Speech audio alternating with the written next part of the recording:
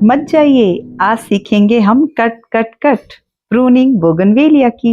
ये इंस्ट्रूमेंट मैंने अमेज़न से मंगाया है, बहुत ही यूजफुल है। तो शुरू करें। आज मेरे साथ मेरा बेटा भी आया हुआ है। Today my son is going to help me in gardening. he wants to give water to the plants. हाँ, ನೀರು ಕೊಡ್ತೀರಾ? ಇಲ್ಲಿ ಇಲ್ಲಿ ನೀರು ಕೊಡ್ತೀರಾ? Tell me. And तो चलिए शुरू करते हैं एक्चुअल वीडियो। आप अपना टूल ले आइए, मेरी तरह गंदा टूल मत यूज करिए। मैं एक्चुअली कंस्ट्रक्शन साइट पर आई हूँ जहाँ मैंने अपने प्लांट रखे हुए हैं। बहुत जगह नहीं है अब मेरी बालकनी में। ये जो फ्लावर स्पाइक्स हैं जो ड्राई हो जाता है, इनको आप पौधे पे मत रखिए, इन्हें तुरंत कट करके निकाल दीजिए। बहुत मुश्किल से ढूंढ ढूंढ के आपको निकालना पड़ेगा क्योंकि ये छुपे हुए होते हैं। यदि आप इनको नहीं निकालेंगे तो प्लांट की एनर्जी अननेसेसरी वेस्ट होगी और उस पर कभी फ्लावर नहीं आने वाला है। ये जो मैं टॉप कट कर रही हूँ उसको कहते हैं सॉफ्ट प्रूनिंग। उससे क्या होगा, मल्टीपल ब्रांचेस आएंगे और भी फ्लावर आएगा। इसको पिंचिंग कहते हैं। याद रखिए, गर्मी का मौसम है, मैं हार्ड प्रूनिंग नहीं कर रही हूँ।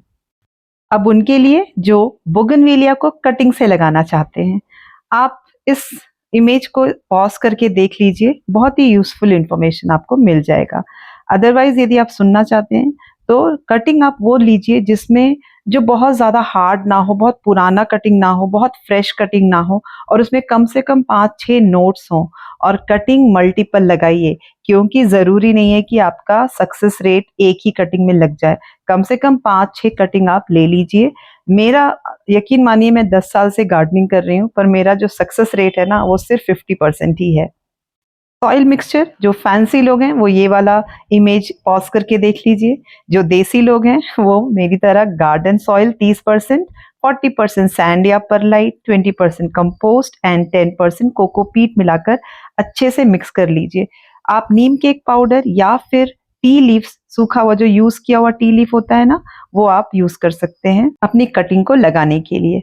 अब जब कटिंग लगाएंगे तो कोशिश करिएगा कि स्लैंटिंग में आप तो कम से कम 3 नोड या 2 नोड मट्टी के अंदर चले जाना चाहिए। आप एक ऐसा पॉलिथीन जिसमें थोड़े छेद बना दीजिए, हवा पास होनी चाहिए, और अपनी कटिंग को इसमें ग्रो करिए। यदि आपके पास ऐसा कोई पॉलिथीन नहीं है, आपके पास कोई और ऑप्शन नहीं है, तो आप रख सकते हैं शेडेड एरिया में रखिए, डायरेक्ट धूप नहीं लगनी चाहिए, और जब मट्टी सूखे तभी पानी दीजिए। यदि आपकी कटिंग पहली बार में नहीं लगी है तो आप बिल्कुल डिसहार्टन मत होइए। जितनी बार आपको फेलियर मिलेगा ना, उतना ही आप नया कुछ सीखेंगे। अरे बिना सब्सक्राइब किए क्यों जा रहे हैं? Please do subscribe.